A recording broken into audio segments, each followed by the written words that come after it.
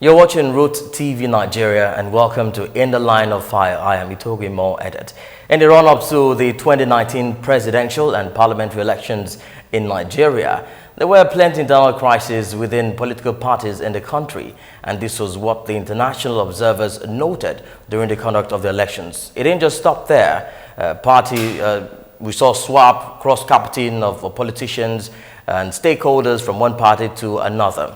But all of that we'll be looking at today on the show. And my guest in the line of fire is the national chairman of the National Rescue Movement in the person of Senator Saidu Dansadau. Thank you so much for coming on the show, sir. Thank you very much to be with you at this point in time. Are you still the national chairman of the National Rescue Movement? Sure.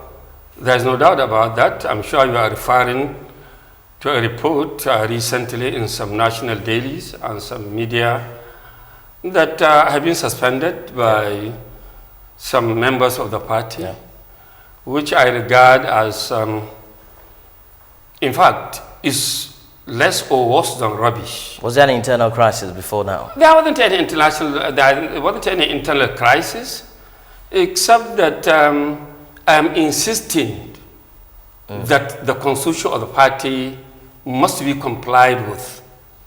And the Constitution of the Federal Republic of Nigeria must be complied with, as well as Electoral Act.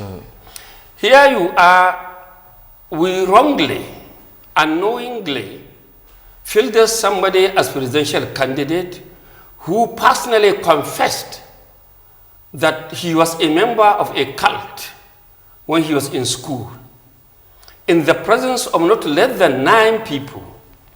3 out of those went to court and swore to an affidavit that he said them before them. And I know very well that it is prohibited by the constitution of this country for anybody to contest, even for councillorship position, if he is a member of any cult society in this country.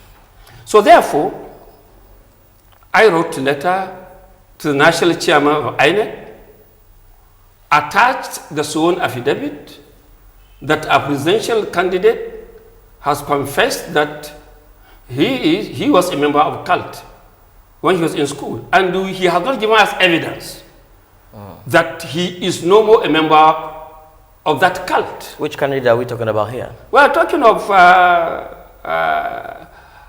Usman Ibrahim Al-Hajj. And not only that, in the course of discussion, he directed his thugs to assault Niger State Chairman of the NRM, National Rescue Movement. Now, so with these 2 things, anybody that is that immature, that is that intolerant, apart from provision of the Constitution prohibiting fielding any cult member as a candidate, it will be wrong on our part to field an irrational person that is not tolerant as a presidential candidate. But in the report, I mean, it was made clear that you were involved in some anti-party activities, hence the suspension. Yeah, what they mentioned as anti-party activity, that I said all members of the party throughout the country should vote for Muhammadu Buhari. Why did you say that? Well, I should say so, because as far as I'm concerned, he is not qualified by what he confessed himself and his action. And I wrote a letter to INEC to disqualify him, giving my evidence, quoting the Constitution and the Electoral Act. And the INEC, in his wisdom, refused to disqualify him. But sir, I don't so think therefore, this will. I have to act. I have to act. But don't you think this in will line affect, with the provision of the Constitution? But sir, don't you think this will affect your chances? The fact that you're running for a position in he has no value to add. He has no value to add. Even in his home state, he cannot add any value. I told you, we filled him as presidential candidate erroneously. But was this a late decision you had? Because I remember the interview we had.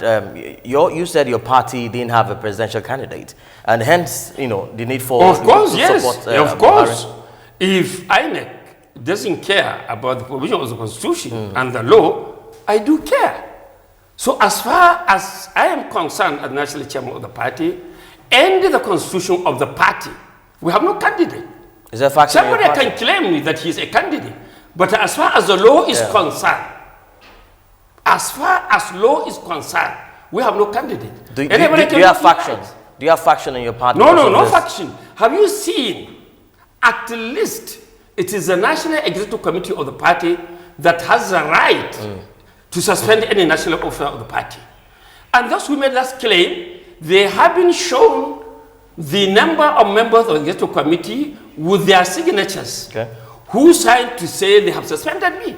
Because there isn't even up to 3 members of the National Executive Committee of the party. But that's why I said the claim was the rubbish. But are you still supporting Buhari as it is? Well, in fact, I voted for Buhari. I told all my supporters in the first state to vote for Buhari, and they did.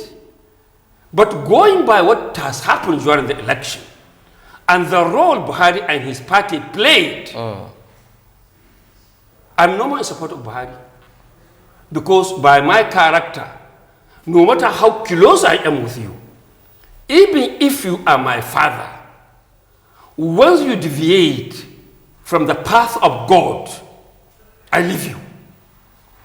But the atrocities that were committed during the election in the first state, and what happened on Friday, few hours to the election, at the Court of Appeal division here in Abuja, and the role that the villa played to ensure that the Court of Appeal made that decision, all in order.